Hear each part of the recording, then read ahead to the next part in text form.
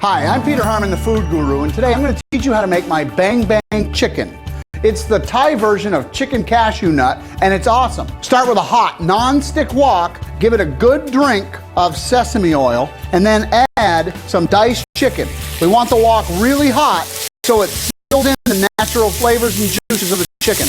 Okay, we're going to add sliced onions, red bell peppers, and a few jalapeno peppers. Add a little fresh broccoli.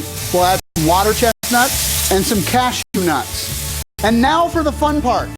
We have a little bit of Thai green curry, which is very spicy. We're going to add a little bit of water, and we're going to dissolve that curry.